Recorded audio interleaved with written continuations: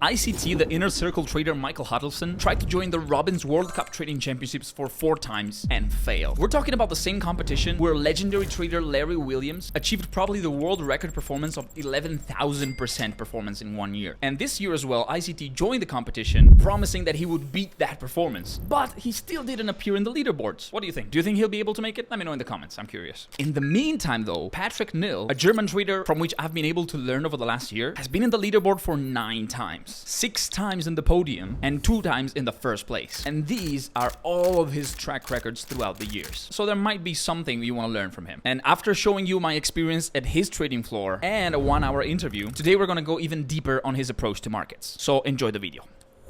Welcome to the podcast, guys. Thanks for inviting us to Prague. Nice to see you again. Nice to be here. So I would like to start, since we know all the story, we know all the background, a little bit of the background of the team. And if you guys didn't see the podcast, there's a link right here to see it. So I would like to start for a question for you, Patrick, about the role of fundamentals in your trading strategies, or in the overall trading approach, because we talked about market profile, about macros, about volume profile. So I wanted to get a little bit deeper into fundamentals. How do you use fundamentals? And does geopolitics play a role? And a little bit more on that. Also für mich spielt es gar nicht so die große Rolle. Wir haben einen Fundamentalanalysten im Team, der uns die ganzen News, alles analysiert und auch das ganze Makro macht. Aber da ich ja meistens im Daytrading unterwegs bin, ist es für mich nicht ganz so relevant. Eher ein Kontraindikator, dass ich zu den Zeiten, wo Nachrichten kommen und das Ganze, dass ich da eben nichts tue. Und ja. In the intraday swing style, if during a day there is a news release, are you considering that in your plan, or in the analysis that your team makes, is it part of the process? Ja, selbstverständlich, ja. Jetzt bei mir ist es so, dass ich eher schaue, dass ich da nichts mache, aber wir haben im Team auch Leute, die gern die News handeln oder dann aktiver sind. Mm-hmm. Okay. But you don't trade news, correct? Direkt so nicht, nein. Mm-hmm. Okay. Both in your team or in your personal trading, does statistical analysis and data analysis play a role in the analysis? Ja, spielt eine sehr große Rolle. Also wir haben 2 Leute im Team, die eigentlich nichts anderes machen, wie Daten auswerten und alles vorbereiten. Mm-hmm. So Aber Jonathan, du machst das ja viel, kannst vielleicht besser erklären. Mm-hmm. So yes, data analysis of course is a role. First, the data currently updating, like when you have when you track a team's performance, you need to evaluate who's the best analyst, who's the best trader. But also when you develop or qualify a strategy, you need data. You need at least 100 of samples, more 200, 300, 400, and it's work that's not fun, but you still need to do it. Mm-hmm. So I think the last session we did about testing a strategy and quantifying the strategy was 2 months ago, where me and 3 other colleagues just sacrificed a couple of hours each day just putting in numbers into an Excel sheet and quantifying the data. And yes, there is software where you can quantify parts of it, but not all of it. So, and if you want to get a feeling for the strategy, take screenshots. It's different if you test strategies by yourself and invest hours in it than just running some algo, because you see stuff in the markets when you test it for yourself. Yeah. So in the process of evaluating the discretional strategies, is there or have there been through time an edge refinement process or an optimization process? Yes, there is. There's always an adaptation. What works best, what works not so good. You have different market phases. Like sometimes we've already talked about market cycles. Where are we in the market cycle? There are phases where it's clear to define in which cycle we are, and there are phases where it's not that clear. Mm-hmm. And yes, it is adaptation, because markets behave different. For example, if you look at markets when the volatility index is very high, You need to adapt your discretionary strategy when the volatility is very low. You can adapt it as well, and those things you need to check. And you can check them if you just look at periods where those market phases have been high volatility, low volatility, a lot of geopolitical risks, not a lot of geopolitical risks, and then just test your discretionary style of analyzing and trading and just put it into data. Mm-hmm. Yes. So as of now, you are a portfolio manager, correct? That's correct, yes. I manage for wealth management, one certificate. Mm-hmm. And so how is because people know you for the World Championships, and in the World Championship, it's all about making the biggest performance and being the top of the leaderboards, So the risk management approach must be completely different. So sure, yeah. More or less, let's say per trade, for every single trade, what is the average risk for your World Championships account or with the professional part of trading? Du kannst gar nicht richtig vergleichen. Bei der Weltmeisterschaft hast du manchmal auch Risiko pro Trade von 2-3%. Und im Zertifikat 0,01, 0,02 oder manchmal sogar darunter. Also das ist nicht vergleichbar. Mm-hmm. Yes. And about the maximum drawdown that, like in the total account, is there a maximum drawdown and which one it is for the professional part and the championships? Bei der Championship mir ist noch nicht passiert, aber also ich schaue immer, dass ich so maximal 20-30% Drawdown habe bei der Championship. Und das hat bisher auch ganz gut geklappt, aber das Risiko ist immer da, dass man auch mal einen größeren Drawdown hat.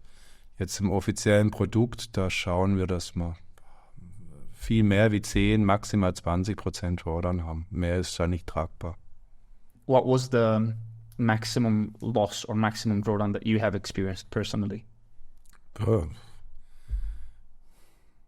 Good question. When I was young, I crashed some depots, but it's long time ago. Uh-huh. In the last years oder in den letzten Jahren, da vielleicht 20-30% so. Zum Glück nicht mehr. Mm-hmm. In the championships as well? Ja, da war auch mehr Drawdown. Also da habe ich bestimmt 50% Drawdown am Anfang mal gehabt. Mm-hmm. Nice. So when I came to the trading floor and I met all the team, it was cool because there's different kind of traders. There's scalpers and intraday. And what I think Jonathan or Serge told me is that you have the guts to leave position running without too much emotional attachment to the trades. Yeah. How do you do that? And what would you suggest to a person which has hard times letting position run? What's the secret behind it? Für mich ist ganz einfach. Es ist ja bei jedem Trade ist da ein Stop-Loss und Take-Profit drin und ich schaue mir dann den nächsten Mark an. Für mich ist der Trade erledigt meistens. And I think also there's less emotional connection to a trade if it's a trade of the team. Like Patrick prefers intraday swings, but if it's a trade analysis, a swing trade from somebody else in a stock or in the index, there's less connection to the trade, so it's easier to let it run. Mm-hmm. Yes. And how much do you think in your performance at the championships, in a percentage points, how much is your trades versus the team trades? I think 50-50. Could be. Nice. So the team is that's probably the thing I love the most about the experience we had of all the team, because usually being a trader is a lone wolf kind of game, but with you guys it's a team. So it's for me it's important because I'm not all time on the office, and so it's perfect if Jonathan or somebody else tells me, hey, it's interesting, have a look. Yes. And you can also trust each other because you know what the idea is. It's not just a signal, let us say, buy or sell. You know the strategy, you know everything. So I think it's really good, and it's also good for diversification. I think inside of the team. In your, let's say, portfolio of strategies, is there also algorithmic trading and systematic trading? Also bei der Weltmeisterschaft nicht, das ist rein diskretionär. Jetzt bei der Portfolioverwaltung, da macht die Hauptsache die Algorithmen, ja. Da wird das meiste automatisch gehandelt. And more or less, like, how many assets do you trade or how many assets are managed in general? Bei der WM sind es vielleicht 5, 6 Assets, mehr wird da nicht gehandelt. Jetzt beim Portfolio-Managing sind es 200, 300 Assets, dass man schön diversifiziert ist. Bei der WM sind es nur wenige Assets, da handle ich vielleicht 3 bis 5 Assets in der Hauptsache. Jetzt bei der Portfolioverwaltung haben wir 200 bis 300 Assets, die Algorithmen handeln. Aber ja, Jonathan, erklär mal du. So in the asset management, you want to have diversification, and what we've built over the previous month, or Patrick has built mainly, you want to diversify and scale big. And if you want to scale big, you cannot just intraday the DAX. Gonna be difficult with liquidity. Your edge is gonna decline the more assets you have. So if you want to go big, you want to have a lot of assets. For now, there's a very close partner we're working together with, and he has for now 100 different strategies. So 100 individual strategies, trading on over 300 assets for now. I think 60% are American stocks, but there's also volatility futures in it, currencies in it, bonds in it. So it's diversified through the markets and also through global economies. Yeah. So that's the state where we are now, but we still continue to develop new ones and expand the diversification. And we're also working very strong on trying to automate as much as possible our discretionary edge. The fundamental stuff is going to be very difficult, but from the technical side, the way we analyze, we try to automate the most. We're not final there, so we're still in the process. We don't know if it's going to take 1, 2 months, maybe 2 years, because we don't know what problems will occur, but that's the current state there. Okay. Do you also have an allocation for buy-only assets, like, I don't know, you buy bonds and get the yield or stuff like that? Or, I don't know, just buy a stock for the long term? Like, do you have a position / long-term trading also? No. No, sag du. So if there is that capital, it makes sense to not just store the capital somewhere to buy something, but most of the time we use the margin, we actively trade, so it makes no sense to do it. What do you think is a good trading performance for a company that manages money or a retail trader? What is a good yearly performance? Ein Retail-Trader, da finde ich 50 bis 100% schon wirklich richtig mega geil. Und in der Portfolioverwaltung, da ist mir deutlich niedriger. Also alles über 10% ist da eigentlich schon gut. Also wir versuchen 20 bis 30% Performance zu schaffen, aber ab 10 ist es eigentlich schon am normalen Bereich. And I think one of the most important questions over there is what's the risk for that percentage to gain? Yeah. So if you make a gain, how much did you risk? Definitely. No. And if you make a gain, what is the relation to risk, like the profit factor, or which one is the best or the maximum drawdown to profit relationship? Also ich finde, es sollte so 3:1 sein, der Profitfaktor, dass man wenigstens die 3-fache Gewinnchance hat wie im Verlust. That is really good. I think everything above 2 is awesome. Yeah. Goal is to be above 3. Yes. Yeah, we were talking about this before because now you're traveling, but also you're trading, and I've tried that as well, and it's not really optimal, I would say. It's actually kind of stressful. So what's your experience with the idea of the traveling traders that goes on the beach and trades, bla bla bla? It's ein guter Gedanke, aber ich kann es nicht gut. Also wenn ich unterwegs bin, so wirklich gut ist meine Performance dann nicht. Ich brauche meinen ruhigen Raum, freien Kopf, am besten eine zufriedene Frau und friedliche Kinder daheim, dann ist alles gut. Aber bin da sehr schnell gestört. Yeah, You feel also you're more focused when you're in one place, and you have your computer, you have your also internet connection. By the way, is a big thing. Like when you go around the world, especially if you go in Africa or you go wherever, it gets really tough. Also, ich will es immer nicht wahrhaben und handle trotzdem, aber so wirklich erfolgreich ist es bei mir nicht, wenn ich nicht völlig fokussiert bin. Also ist bei dir anders, also? Oh, it's the same with me. You're not focused when you're traveling. Internet connection is not that stable, and sometimes then you want to change a position, and then the internet's off, and then it's back on, and then it's loading, and then you're getting angry because it's loading longer than in the office or at home, and then you have like an emotional dysfunction, or you're not emotional damage, and then you should be calm and emotional neutral when you trade, and that's not a good condition. Definitely. About leverage, because a lot of retail traders today are using huge leverages like 500, 200, 2,000 leverage. What do you think it's a good leverage for retail traders, and also in the professional part? Do you use leverage? Gar nicht. Also wir rechnen gar nicht in Leverage. Also für uns ist es auch relativ unwichtig. Also wir nehmen einen bestimmten Geldbetrag, den wir einsetzen für jeden Trade, und mal ist der Hebel größer oder kleiner. Also so ist ja immer ein fester Betrag hinterlegt. Und es interessiert uns gar nicht, was man für Leverage haben kann.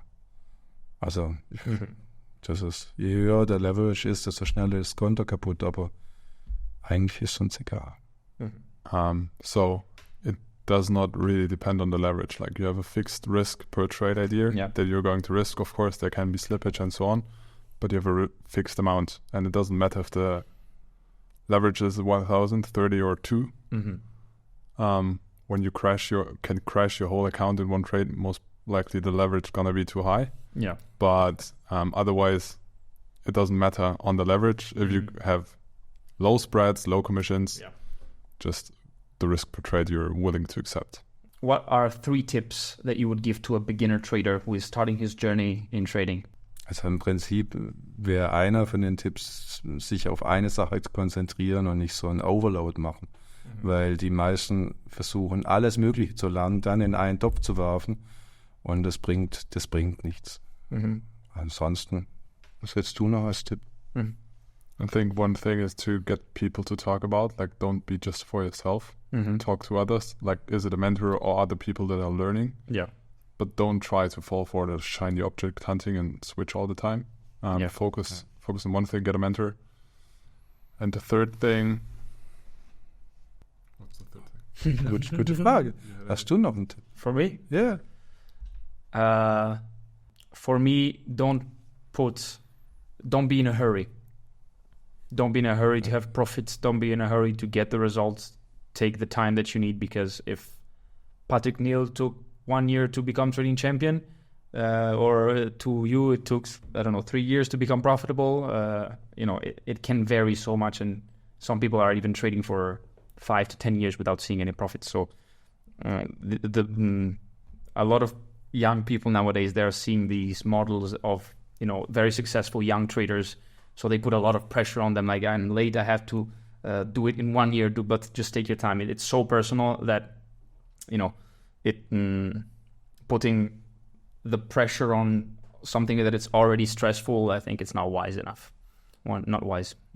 About the psychological part of trading and the emotional part of trading, what was the hardest thing for you on that side of trading? Ich bin recht ruhig. Für mich war es in der Tat recht einfach. Also ich habe da wirklich kaum Probleme gehabt, aber Ja, kannst du genauso erzählen. ja, habe ich, ja. Es klingt blöd, aber nein, es ist mir echt leicht gefallen, ja.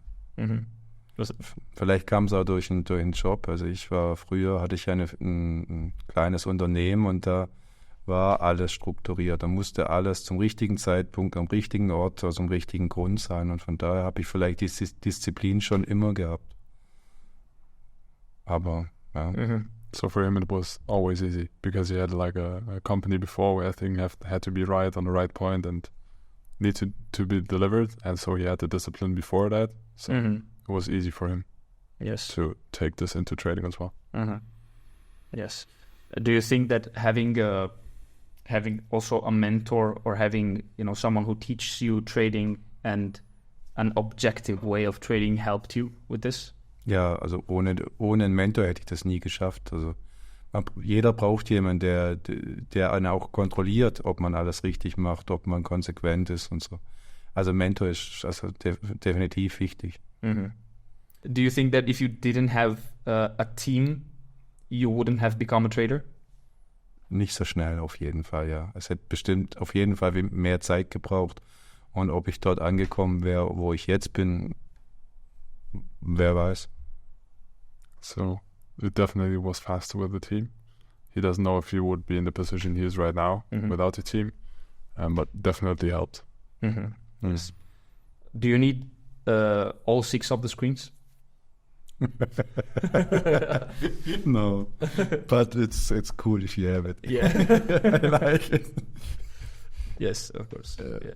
But So one is only for Facebook, WhatsApp, and Skype. yeah, right. Yeah, the rest is just for the beauty of it, or for checking more things.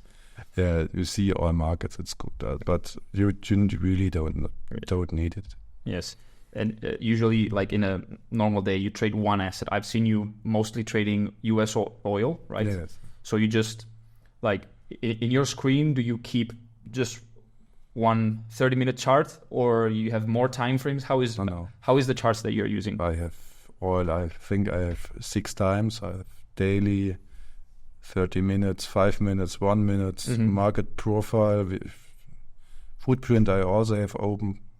But, yeah. Order book? Do you also have the order book? Es bringt mich mehr durcheinander, wie dass es mir hilft. Aber da bin ich zu ruhig oder zu langsam. When you take a trade, before taking a trade, what's your process? What can you share about the process of taking a trade for you? Das ist vollkommen unterschiedlich. Also je nachdem, welche Trade-Art gerade, ob so ein Swing-Trade, kurzer Swing-Trade oder was der Grund ist. Also meistens ist es, also ich zeichne mir die Zonen vom Market Profile ein, schaue, ob der Kurs da ist und dann ist wirklich jeder Trade verschieden. When you, in your trading style, do you have a specific take profit and you forget about it? Or when you exit the trade, is there some discretion? Also ich habe immer ein festes Ziel, wo ich rausgehe, aber natürlich manage ich alles noch aktiv, wenn ich da bin. Also hier geht es jetzt natürlich nicht, aber ich schaue, dass ich ziehe selten den Stopp nach, sondern gehe dann lieber manuell raus. Yes. And about the stop loss, do you have rules of, you can move your stop loss to break even or trailing?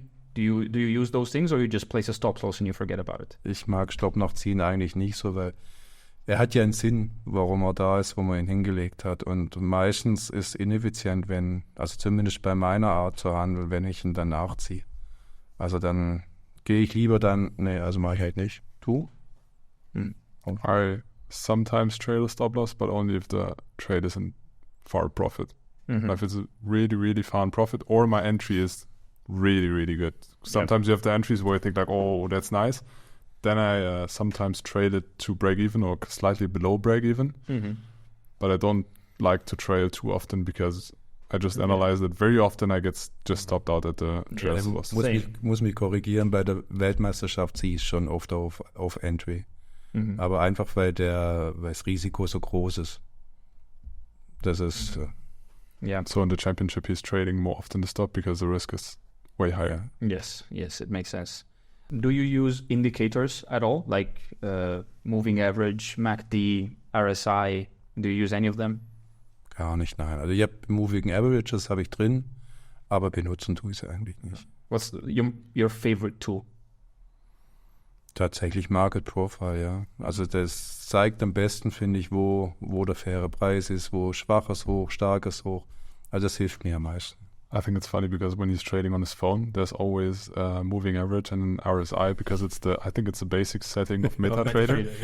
And everybody's thinking he's using this. it's just on there and he's ignoring it. I was thinking in the beginning as well. I saw it like what? But on his desktop, it's not there. Why is it on his phone? And then it's just there. With your trading style, more or less, how many trades do you open in 1 week? 10 Stück am Tag, würde ich sagen. Das ist so der Schnitt. Aber ich scale mich ja manchmal rein. Das sind ja auch viele Teiltrades. Also ich tue manchmal Position ausbauen, wenn es im Plus ist. Also wenn man die Teiltrades mitnimmt, sind es, denke ich, 10 am Tag. Is there a lot of days where you don't open a trade at all? Mittlerweile immer mehr, weil ich keine Zeit habe. Also wenn ich nicht wirklich am Rechner bin, mache ich immer weniger mittlerweile, weil es einfach nicht effizient ist. Can you translate? So it's more and more of the days where he's not trading because he's focusing on other stuff, and so he's focusing less on actively trading. So that's why it's. Has that changed throughout the years? Like maybe at the beginning you were more. Ja, also am Anfang von meinem Trader-Dasein habe ich jeden immer getradet. Aber jetzt kommen viele andere Aufgaben dazu, wo es einfach schwierig machen. Also mal sind wir hier, mal sind wir unterwegs, also das fallen immer mehr Investoren. Ja, mal mit Investoren irgendwelche Treffen. Da fallen viele Tage raus. So when you're not trading, actively trading, what's your day like? What do you like to do aside from trading? Or what, professionally and non-professionally? Also ganz privat, da bin ich voller Familienmensch. Ich habe 3 kleine Kinder daheim und das ist mein Leben, ja. Nice. Do you have any other hobbies? Oh, viel zu wenige, weil ich keine Zeit dazu habe, aber ich liebe Berge und Meer. Also die Berge bin ich gern wandern, Skifahren. Da wäre ich viel öfters, viel gerne. Und ja, im Sommer mehr. Also ja. Sport mache ich viel zu wenig, deswegen aber gut, sollte ich wieder mehr machen, ja. Do you do you feel that physical activity is improving in any way or form the trading part? Like, sorry, kannst du übersetzen? Does it have an influence? Beeinflusst deiner Meinung nach deine Aktivität, die du hast, sportlich oder generell im Tag, dein Trading-Dasein oder dein Verhalten? Nee, gar nicht. Ja. Das ist. Or I don't know, when you are having some troubles outside of trading, say in your personal life, and you're angry for something, does that impact your trading, or you prefer to stay away from the charts? Leider schon. Also ich bin da ganz schlecht, wenn bei mir zu Hause irgendwo Unfriede herrscht oder sonst Ärgernis da. Eigentlich sollte ich nicht traden. Das ist immer eine schlechte Idee. Kannst du das? Ich kann es gar nicht. So yeah, there definitely is an influence when you have private family problems, whatever. Yeah. Because you take this into trading and you take this into your decision making. Yeah. Bei mir kann ich also ich nehme da mehr Risk, ich bin unaufmerksam. Ich will ja dann viel mehr erreichen, weil ich ja aufgeregter bin. Also das ist nicht gut. Do you consider yourself more of a trend-following trader or a reversal trader? Ganz klar Reversal Trader. Also Trendfolgen, das kann ich nicht richtig gut. Manchmal effizient ist es, aber also Counter-Trader durch und durch. More of a counter-trader. Yes. Yeah. How about you? Same. Yeah, right. I think if it's a normal trend, I'm also good at it. But those very extensive trends, like you had previous month in for example, DAX or some meme stocks, where it's just about buy high, sell higher. Very difficult for me. Yes. I think for most of us in our office, like if we just have very irrational rallies where you just buy every morning, there's an opening, you just buy. You just buy it, yeah. I think nobody in our team is good at this. So one person we have, he's trend follower. With natural gas, you said? With natural gas? No, stocks. Stocks, yes. Yeah, makes sense. When you are in a winning position, do you add to the winning position? Ja, gerne, ja. Doch, also in der Weltmeisterschaft sowieso, weil das sind die Strecken, da lohnt sich Pyramidisieren, aber auch im Portfoliohandel. Bloß nicht in dem Ausmaße. Ich mache das gern. Pyramidation, yeah. Pyramidation, scaling in. Yeah. On reverse martingale. Yes. Mhm. Yes. Nice. Wobei vorhin war es ja auch ein Verlust vergrößert, aber kurz, das sollte man hier vielleicht nicht ganz so sagen. Sometimes it's also scaling in losing positions, but it's more rare than scaling into winning positions. Yes. But when you make it controlled, it's okay. If you fix stop loss and you double the position in front, then Yes. ja für mega Chance-Risk-Verhältnis. Yes. A lot of people have been asking me about the experience we had in your trading floor, because it was really amazing, and Jonathan told us most of the stuff, and it was really, really good at dissecting all of the strategies and all the part of the strategies, and I think he's a great teacher. If people want to learn this and have the same experience with you, what should they do, or what's your plan in the nearest future? Ja, da haben wir viel rumüberlegt, weil ich die Zeit gar nicht habe, das Coachings zu geben, weil mit der Portfolioverwaltung, da bin ich schon, das kriege ich alles nicht hin. Und ja, Jonathan ist jetzt 3 Jahre quasi neben mir gesessen oder an meinem Desk und kann das viel, viel schöner ausdrücken wie ich. Und ja, Jonathan wird dann das Coaching übernehmen. Yeah. So my parallel choice, if I wouldn't got deeper into the trading space, would just get a teacher at a regular state school. For real, this was my first choice after school, was to get a teacher. Yeah. Because I needed to choose what to study. And I like teaching. I like to have one-on-one contact with people. I had a lot of fun with you guys when you've been to the office. I still have a lot of fun when I meet you today. And I like it when they're eager students that try to learn or improve stuff. I like to support them in their way. And I think all of the stuff that's going on in the office or in Patrick's head, like if you have spent so much time with people, you understand the way they think. It's like in a long relationship. You know what your partner likes, what he doesn't like, how he thinks, how he analyzes. And I think it's the same with us. So Patrick's going to have less and less time because of all the investment stuff, because it's just more scalable. It's more scalable. So he's investing way more time in that. And yeah. Yes. Nice. And little spoiler, we're probably going to do something together soon. So if you guys want, there's a waiting list down below. You can subscribe to that and be notified when the next news about this come out. So you guys are taking the team around Patrick out of the cave, the dark cave, seeing no sunlight and bringing it up like, yes, here, exactly. Here's something to present. Exactly. Yes, and since we've done it also in Italy, we have the experience to provide a nice educational service so that you guys can follow. You can follow, focus on the trading part. You focus on the teaching part, and so we will help with the infrastructure, and I think it's going to be really awesome. So stay tuned, guys. So yes, thank you so much for this second episode of the podcast. I think it was really good. We got some really very interesting insights on the trading style, and so thank you again. Thank you for having us here in Prague spontaneously.